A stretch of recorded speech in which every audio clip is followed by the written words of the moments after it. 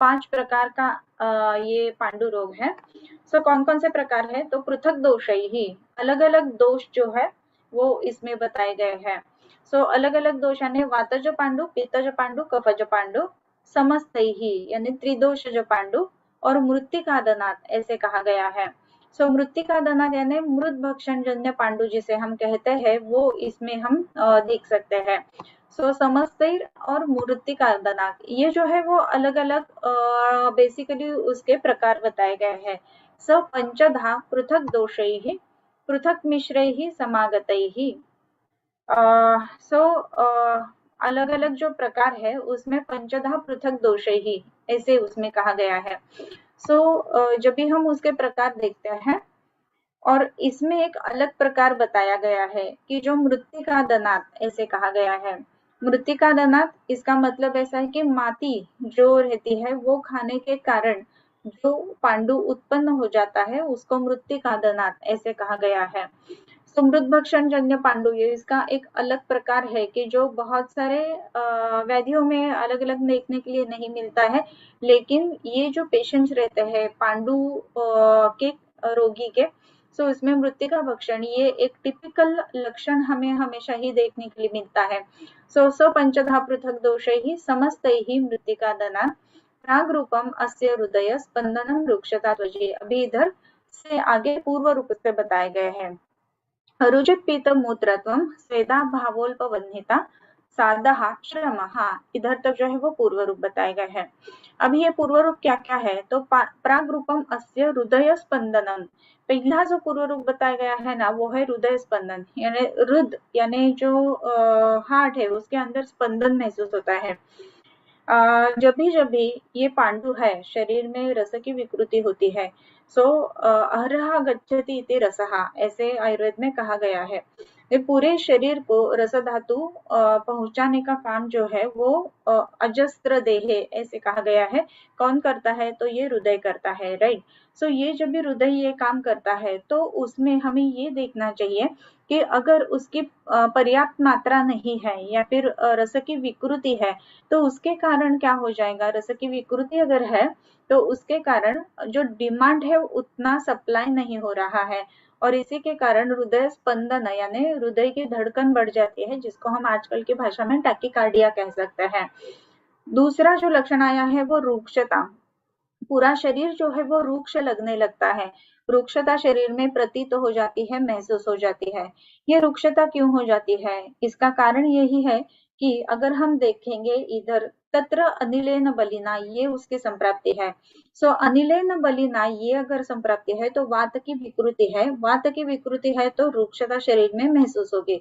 दूसरी और एक बात है कि रस जो है उसका यापन अच्छी तरीके से नहीं हो रहा है, अगर ये रस का यापन नहीं हो रहा है तो शरीर में रुक्षता आ जाएगी, क्योंकि रस का प्रीणन करना यापन करना ये उसका कर्म है, राइट। सो हृदय स्पंदनम रुक्षता त्वचि अरुचि ही, आगे का जो पूर्व रूप बताते हैं वो है अरुचि, यानी कोई भी अगर खाना खाया जाता है तो उसमें रुचि महसूस नहीं होती है, कोई भी खाना जो है वो अच्छा नहीं लगता है, अरुचि ये लक्षण उसमें महत्वपूर्ण आता है। अरुचि क्यों है, क्योंकि इसमें पित्त प्राधान्य जो कहा गया है उसका जो द्रवत्व है वो विकृत है, इसी के लिए अग्नि विकृति हो जाएगी। सो अग्नि विकृति है तो अरुचि उसके कारण आ जाएगी। पीत मूत्रत्व ये उसमें एक लक्षण है।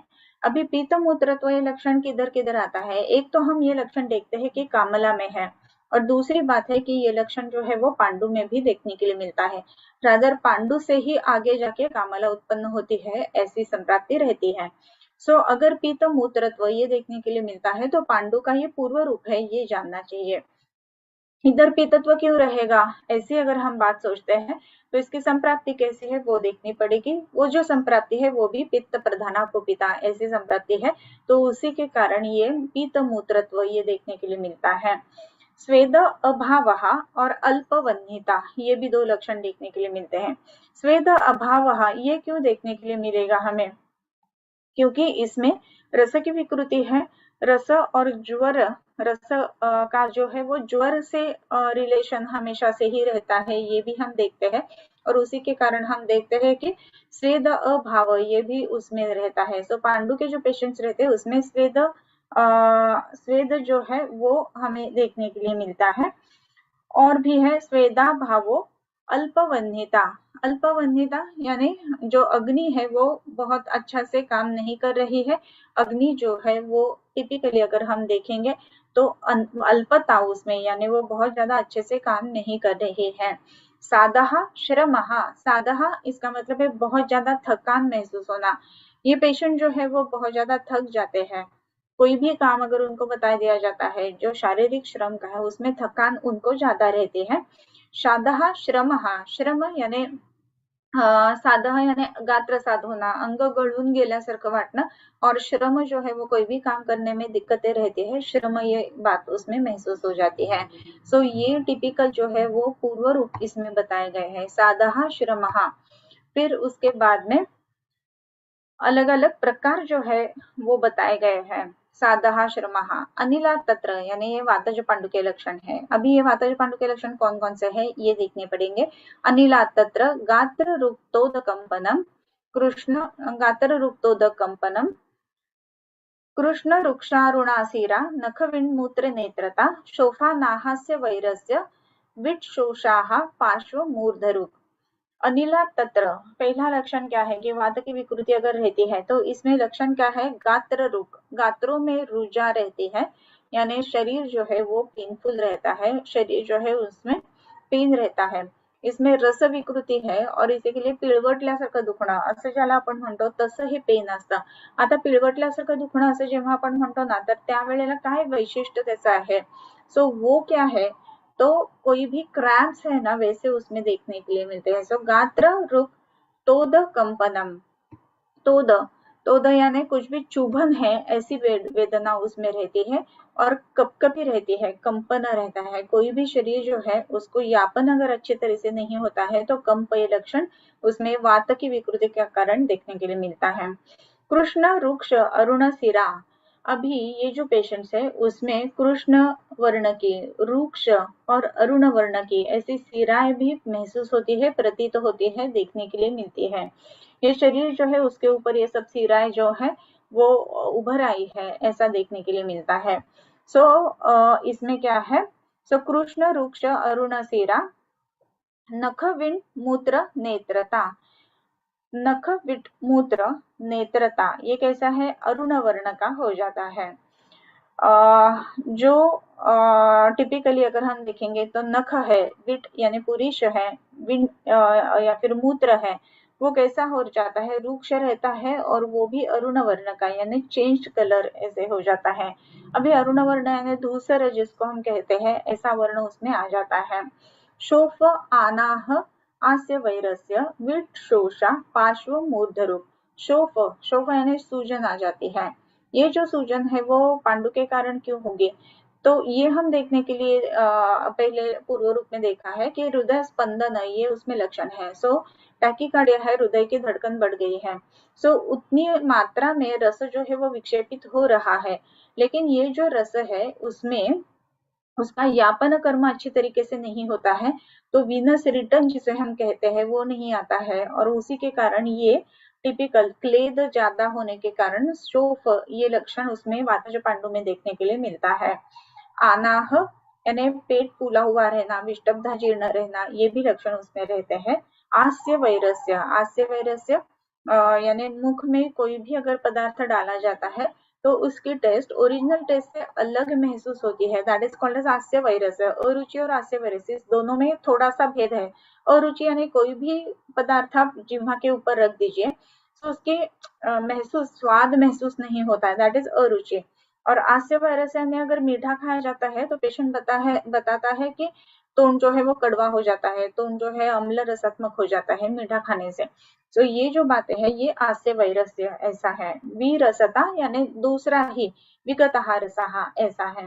विट शोषः, जो शोष है यानी विट यानी पुरीश है उसका शोष इधर देखने के लिए मिलता है। पुरीश का शोष इसका मतलब है ड्राई जो फीकल मटेरियल रहेगा वो रहेगा। इसमें पार्श्व मूर्ध रोग, पार्श्व में पीड़ा है और मूर्ध यानी माथे में भी ये पेशेंट्स को पीड़ा होती है, वातज पांडु जब भी रहता है तभी। अभी वातज पांडु अगर हम देखेंगे तो इसमें लक्षण कैसे कैसे अलग है।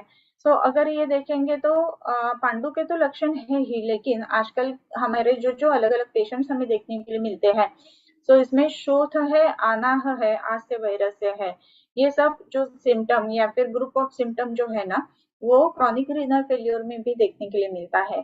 सो कभी कभी क्रॉनिक रीनल फेल्योर का निदान जो है वो वातज पांडु ऐसे भी होता है, क्योंकि इसमें रूक्ष अरुण सिरा, नख मूत्र नेत्रता, ये सब लक्षण है। और इसमें एक जो लक्षण बताया गया है कि विट शोष, अभी विट शोष अगर कहेंगे तो मलब का शोष, इसे हम जानना चाहिए। सो मूत्र का शोष यानी यूरिन जो है वो प्रोड्यूस नहीं हो रही है, बन नहीं रहे, बाहर नहीं आ रही है, ऐसे भी हम उसको रिलेट कर सकते हैं। सो वातज पांडु ये अनिलात तत्र गात्र रूक्तोदकंपनम, कृष्ण रुक्षारुणासीरा, नख मूत्र नेत्रता, शोफा नाहास्य वैरस्य, विक्षोषा पार्श्व मूर्धरुक। अभी पित्त के कारण पित्ताद हरित पीताभम, सीरादित्वम ज्वरस्तमः, त्रुस्वेदम मूर्छा शीतेच्छा, दौर्गंध्यम कटुवक्त्रता, वर्चो भेदो अम्लको दाहः। इधर तक जो है वो पित्तज पांडु के बताए गए हैं सिम्टम्स। ओके, सो पित्तज पांडु के जो सिम्टम्स है उसमें पित्तात हरित पीताभ सीरादित्वम, पित्त जो पांडु है उसमें क्या रहेगा, सो हरित पीताभ ऐसे सीरादित्वम, सीरा विणमूत्र नख त्वचा, ये जो है वो कैसी रहेगी, सो इसमें पित्ताद हरित पीतवर्णी, हरितवर्णी या फिर पीतवर्णी ऐसे सिराएं देखने के लिए मिलते हैं। इसमें ज्वर भी देखने के लिए मिलता है, ज्वर और तम प्रवेश यानी जो अंधेरा पूरे जो आंखें है उसके सामने आ जाना। अभी इधर हम देखेंगे कि संप्राप्ति जो है वो पित्त प्रधान कुपिता से चालू हो गई है। सो आलोचक जो पित्त है कि जो आंखों में है वो भी विकृत होता है, उसके कारण ये तमोदर्शन ये लक्षण देखने के लिए मिलता है। फिर त्रुट स्वेद मूर्छा शीतेच्छा, त्रुट तृषा बहुत ज्यादा रहती है, स्वेद यानी बहुत ज्यादा स्वेटिंग ये पेशेंट्स को होता है, मूर्छा कभी कभी मूर्छा के गिरते हैं, शीतेच्छा ठंडा खाने की इच्छा इनमें बहुत ज्यादा रहती है, दौर्गंध्यम कटुवक्त्रता दुर्गंधता रहती है। दौर्गंध्य कैसा है, तो पूरे शरीर को दुर्गंधी एक टिपिकल अलग कलर का स्मेल उनको आता है, और कटुवक्त्रता इनका जो मुंह जो है वो हमेशा तीखा महसूस करता है ज्यादा। सो ये बातें उसमें पित्त जो पांडु जो है उसमें अलग से बताई गए हैं। वर्चो भेदो अम्ल को दाहहा, वर्चो भेदहा जो मल जो है वो फॉर्म स्टूल्स नहीं है, वर्च भेद यानी भिन्न, वर्च यानी जो विबद्ध मल जैसे होना चाहिए वैसे नहीं होता है इनका, फिर मल कैसा होता है तो भिन्न रहता है, यानी जो मल प्रवृत्ति होती है उसमें फॉर्म स्टूल्स नहीं रहेंगे। सो भिन्न वर्चः अम्लक दाहः, अम्लक ये भी लक्षण इसमें देखने के लिए मिलता है। अम्लक यानी जिसको हम रिगर्जिटेशन ऑफ एसिड कह सकते हैं या फिर एसिड रिफ्लक्स कहते हैं, ये सब लक्षण उसमें देखने के लिए मिलते हैं। पेशेंट बताता है कि ऊपर तक ऐसा एकदम तीखा सा या फिर कड़वा आ जाता है और फिर नीचे चला जाता है, छर्दी नहीं रहती है लेकिन अंदर ही अंदर पेशेंट महसूस करता है कि रिगर्जिटेशन हो रहा है। सो इसको अम्लक ऐसा लक्षण है। और दाह, दाह पेशेंट महसूस करता है, दाह इसका मतलब कि burning of the feet, burning of the soles, burning of the palms या फिर बर्निंग ऑफ द आईज, ये लक्षण उसमें देखने के लिए मिलता है। सो पित्त जो पांडु जो है वो थोड़ा अलग सा हम इधर देखते हैं। फिर उसके बाद में कफज पांडु जो है वो बताया गया है।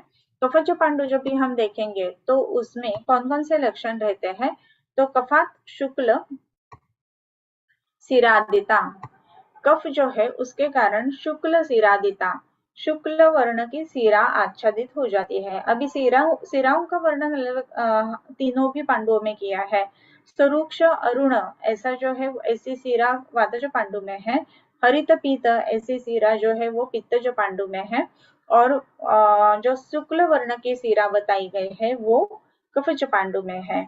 तंद्रा लवण वक्त्रत्वम रोम हर्षक स्वरक्षयाः, कास छर्दिश्च, तंद्रा लवण वक्त्रत्वम, तंद्रा यानी पेशेंट जो है वो एक स्पेसिफिक तंद्रा में रहता है, वो कुछ अच्छी तरीके से जो कुछ नॉलेज गेन करना है वो नहीं करता है, एक ही एक विचार में रहता है, जिसको तंद्रा ऐसा कहा गया है। होमवर्क के लिए तंद्रा आपको शब्द जो है वो निकालना है, घर पर जाके आयुर्वेदीय शब्दकोश निकालना है, उसमें से तंद्रा जो है इसका डेफिनेशन आपको राइट डाउन करना है। ओके, तंद्रा लवण वक्तृत्वम। अभी मुंह में इसका टेस्ट कौन सा आ रहा है, तो लवणत्व ये टेस्ट मुंह में आ रहा है, यानी जो पेशेंट है उसमें जो मुंह जो है वो पेशेंट बताते हैं कि लवणता यानी सॉल्टी टेस्ट मुंह को उनके महसूस होते हैं। रोमहर्षः स्वरक्षयः। रोमहर्ष हमेशा से ये पेशेंट जो है उनके जो रोमांच है वो खड़े हो जाते हैं, रोंगटे खड़े होना बोलते हैं ना वैसे। और स्वरक्षयः इनका आवाज जो है वो बैठ जाता है, आवाज प्राकृत नहीं रहता है। कासः छर्दिश्च, कास और छर्दी ये भी लक्षण उसमें देखने के लिए मिलता है। कभी कभी कास के बहुत सारे पेशेंट्स रहते हैं और 2 महीना 3 महीना कास चलता रहता है और पेशेंट कहते हैं कि बहुत सारा मेडिसिन लिया लेकिन कुछ भी फर्क नहीं है। सो ऐसे जो केसेस है उनका ये कास जो है ना वो लक्षण स्वरूप है, ये जानना चाहिए। और इस लक्षण को ट्रीट करने के वजह अगर हम उसका जो निदान है वो अगर देखेंगे तो उसके अनुसार अगर चिकित्सा की जाती है तो उसका परिणाम जो है अच्छा आ जाता है। सो कफज पांडु ऐसा निदान जो है वो कास के जो पेशेंट्स रहते हैं ना उसमें बहुत ज्यादा समय करने के लिए हो जाता है। सो काश छर्दी भी इन पेशेंट्स में कभी कभी हो जाती है। सो ये लक्षण जो है वो कफज पांडु के अलग अलग से बताए गए हैं। ओके, ओके, कास छर्दिश्च निचयात मिश्र लिंगः तद्दुत्साहः। निचयात यानी तीनों दोषों के कारण जो पांडु उत्पन्न हो जाता है वो कैसा है, मिश्र लिंग। ये सब जो ऊपर के लक्षण बताए गए हैं उसमें से कुछ वातज के दिखेंगे, कुछ पित्तज के दिखेंगे, कुछ कफज के दिखेंगे। वो पांडु त्रिदोष जो है वो अति दुस्सह यानी वो दुस्सह यानी सहने के लिए बहुत कठिन है। वो जो पांडु है वो उसमें विकृतियां ज्यादा देखने के लिए मिलती है। ऐसे एक ही लाइन में कहा गया है लेकिन त्रिदोष जो पांडु जो है वो कठिन रहता है, कष्ट साध्य रहता है। फिर मृत कषाया नीलम पित्तम उषरा मधुरा कफम दूषयित्वा रसादिश्च रौक्षाद रक्तम रौक्षाद भक्तम विरुक्षज श्रोतांस अपक्वैव आपूर्य कुर्याद्वाद पूर्ववत् पांडुरंगम ततशून नाभिपादास्य मेहनः पुरुषम कृमिमत मुंचेत शास्त्रु कफंग नरहा, ऐसे कहा गया है। सो अभी ये जो संप्राप्ति है वो मृत कषाय जन्य पांडु यानी मृत भक्षण जन्य पांडु की बताई गई है। इसमें भी कौन सी मृदा यानी कौन सी माटी या फिर कौन सा जो रेत है वो खाया जाता है उसके अनुसार ये लक्षण अलग अलग रहेंगे। मृत कषाया अनिलम, कषाय रस की जो मृदा रहती है, माटी रहती है, वो अगर खाई जाती है तो वात का प्रकोप हो जाता है। पित्तम ऊषरा, ऊषर यानी क्षार युक्त जो रहती है माटी वो अगर खाई जाती है तो पित्त प्रकोपित हो जाता है। और मधुर माटी खाई जाती है, मधुर सॉइल अगर खाई जाती है तो विकृत कफ उत्पन्न हो जाता है। फिर ये जो विकृत वात, विकृत पित्त, विकृत कफ जो है वो दूषित्वा रसादिश्च, रसादि धातुओं को दूषित करके रौक्षात भक्तम विरुक्षस, रौक्ष के कारण जो भक्त खाया गया अन्न है उसका भी रुक्षण कर देता है। श्रोताओं से अपक्वैव आपूर्य, स्रोतस जो है उसमें ये जो खाना खाया है उसका पाक होता ही नहीं है लेकिन स्रोतसांशों पूर्ण होता है।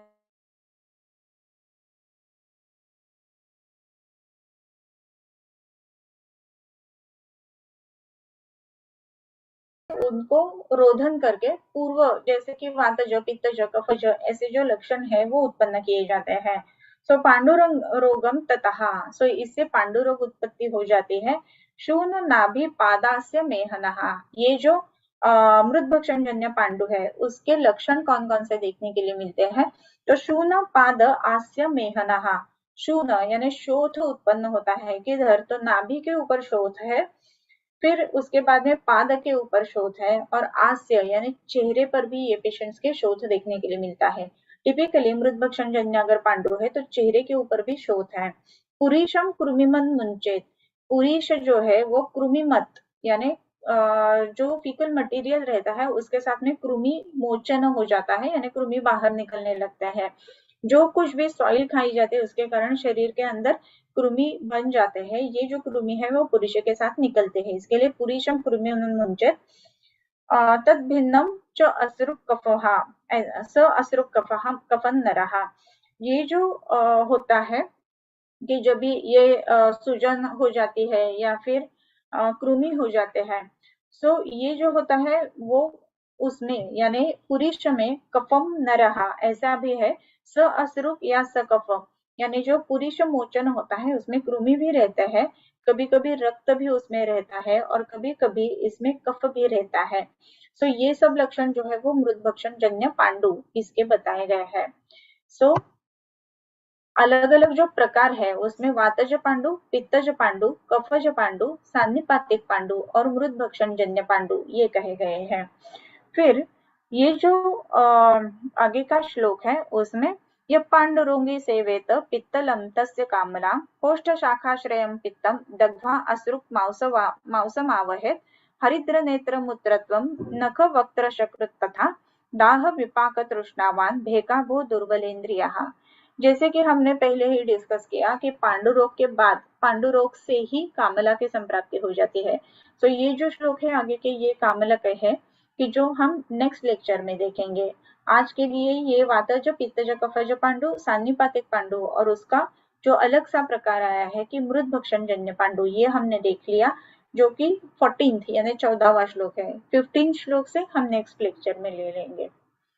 किंबहुना तुमचे केले धर्म कीर्तन हे सिद्धी गेले, तेथ माझे जुरले पायिकपणम आता विश्वात्मके देवे, येणे वाग्यज्ञे तोषावे तुळशोनी मज द्यावे पसाय दान हे, जे खळांची व्यंकटी सांडो तया सत्कर्मी रती वाढो, भूता परस्परे पडो मैत्र जीवांचे दुरितांचे तिमिर जावो, विश्वस्वधर्म सुरी पाहो, जो जे वांछील तो ते लाहो प्राणिजात वर्षत सकळ मंगळी, ईश्वर निष्ठांची मांदियाळी अनवरत भूमंडळी भेटतू भूता, चला कल्पतरूंचे आरव चेतना चिंतामणींचे गाव, बोलते जे अर्णव पीयूषांचे चंद्रमे जे अलांछन, मार्तंड जे तापहीन ते सर्वाही सदा सज्जन सोय रे होतो, किंबहुना सर्व सुखी पूर्ण होनी तिही लौकी, बशिजो आदि पुरुखे अखंडित